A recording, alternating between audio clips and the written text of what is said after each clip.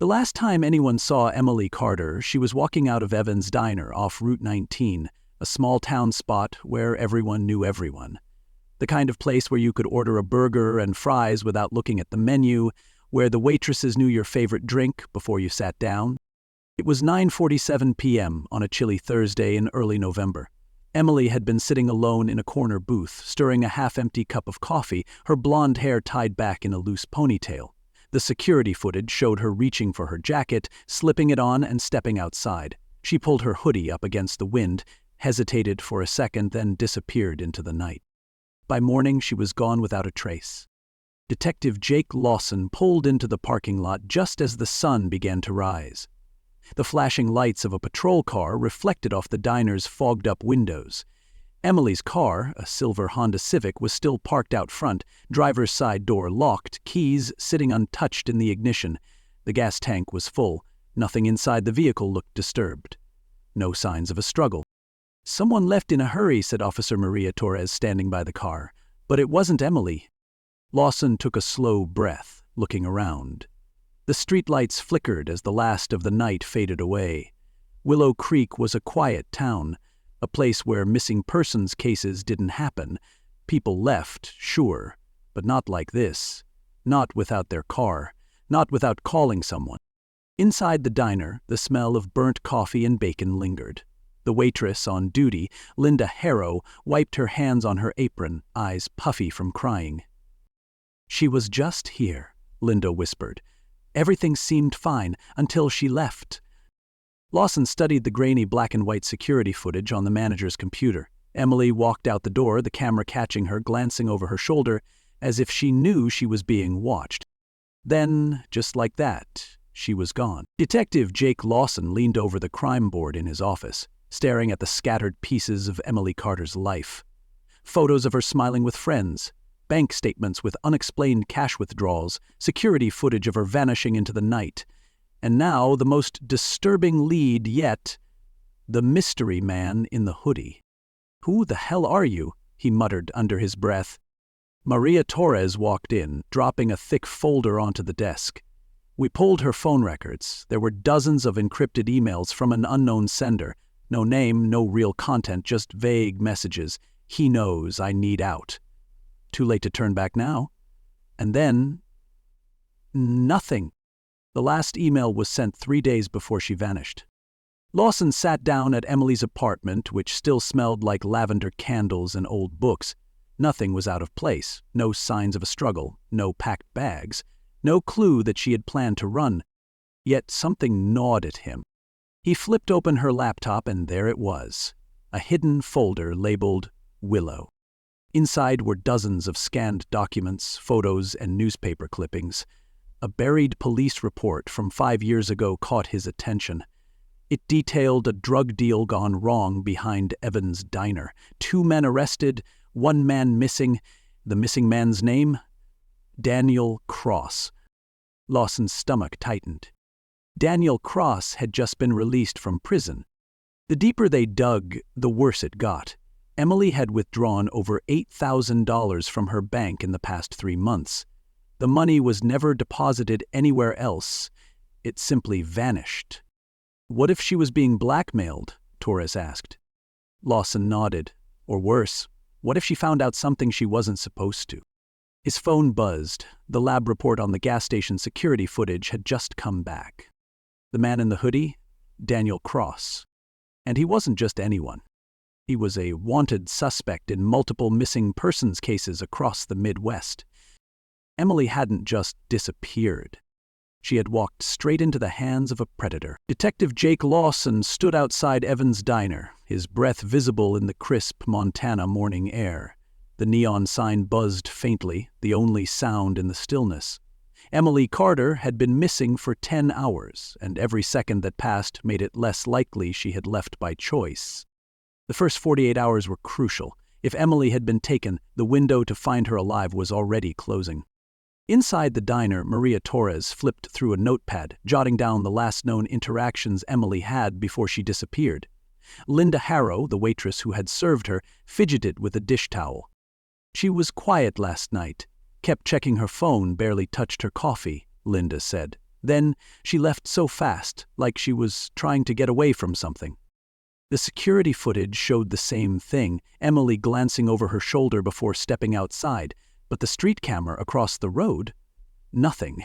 No sign of where she went next.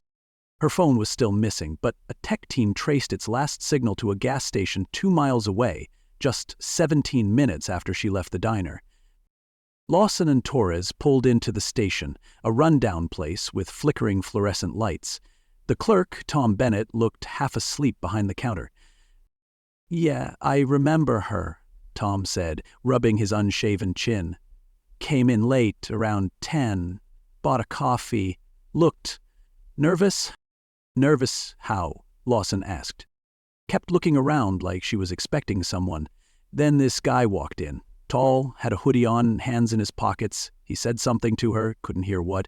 She kind of froze for a second, then paid and left. He followed her out. Torres tensed.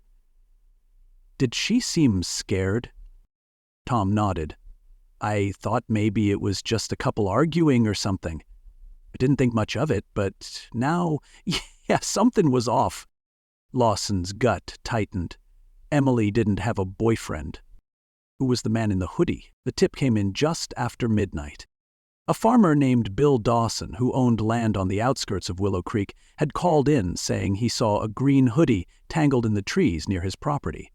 Said it gave him a bad feeling, especially after seeing Emily's face on the news.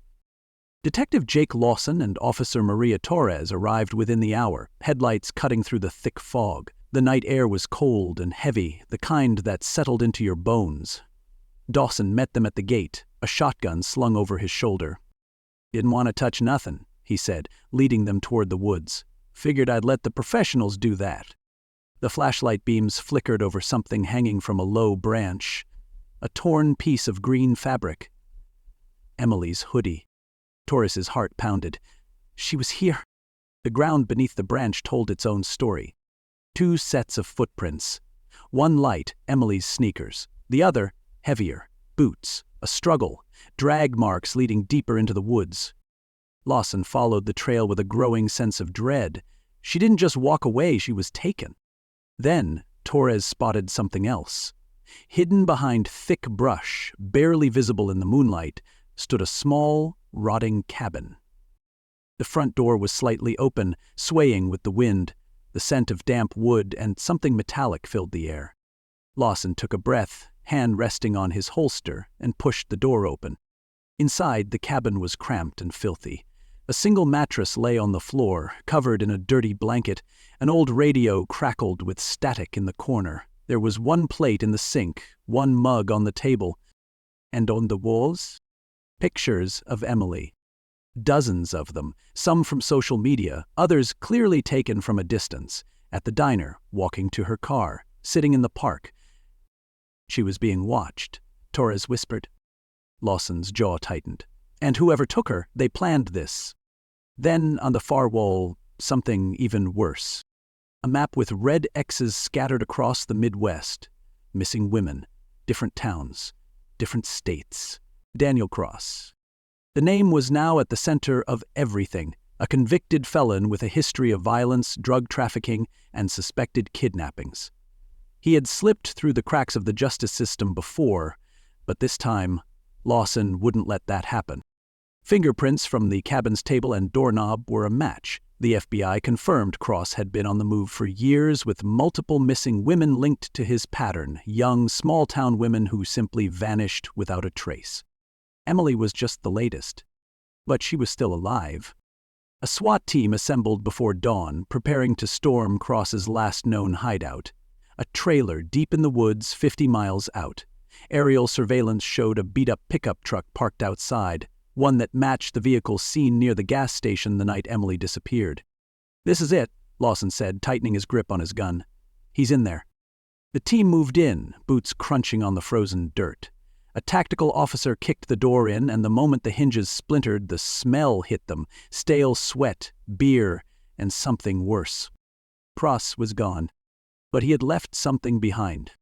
The inside of the trailer was a shrine of obsession.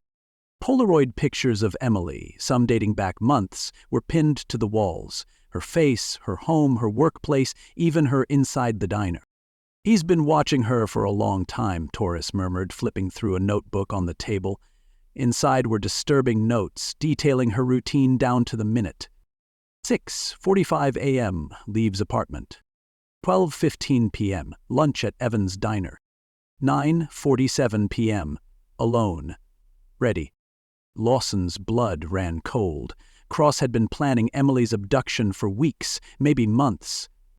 Then, Torres grabbed something from the couch. A delicate silver bracelet.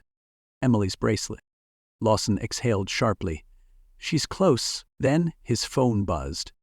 A highway patrol officer had found an abandoned truck near a rest stop, about 20 miles from the trailer. In the back, a rope, a gag, and strands of blonde hair. Emily was still alive, but time was running out. The rest stop was deserted. Detective Jake Lawson's tires skidded on the gravel as he pulled in behind the line of flashing patrol cars. The sky was still dark, the faintest hint of dawn creeping over the horizon. Every second counted. A highway patrol officer met them near an abandoned pickup truck, its doors hanging open. "We found this about an hour ago," the officer said, gesturing to the back. There was a struggle. Lawson stepped closer. The frayed rope and discarded gag told him everything he needed to know. Emily had been held here, and she had fought back. "There's blood," Torres pointed out, crouching near the truck bed. A small smear on the rusted metal. Not enough to be fatal, but enough to mean one thing. Emily was still alive. The highway stretched into darkness, leading into the dense forest beyond. If Cross had been spooked, he might have dragged her into the trees to avoid detection. E9 units picked up a scent, and suddenly the search moved fast. Officers swept through the woods, flashlights cutting through the thick underbrush. Then, a sound. Faint. A whimper. Lawson froze, heart pounding. "Emily!" A few feet ahead, tangled in the roots of an old oak tree, a figure shifted. "Help!" The voice was hoarse, weak. Lawson rushed forward, dropping to his knees. Emily. Her face was streaked with dirt, wrists raw from rope burns. She had fought like hell, and somehow she had escaped. Torres wrapped a blanket around Emily's trembling shoulders as paramedics checked her over. She clung to the fabric, her lips chapped, her voice barely above a whisper. "Ha," he said, "I saw something I wasn't supposed to," she choked out. "The deal behind Evans' diner. I didn't even know what I saw, but he followed me. He said he'd make me disappear like the others." Lawson exchanged a look with Torres. Emily had been in the wrong place at the wrong time. And Cross? He had made her his next target. But he hadn't won. By sunrise, Daniel Cross was in handcuffs. A SWAT team had caught him hiding in an old barn, miles away. As Emily lay in a hospital bed, exhausted but alive, Lawson sat beside her. "You saved yourself more than we saved you," he admitted. Emily managed a weak smile. "I just wanted to be found." This time she was.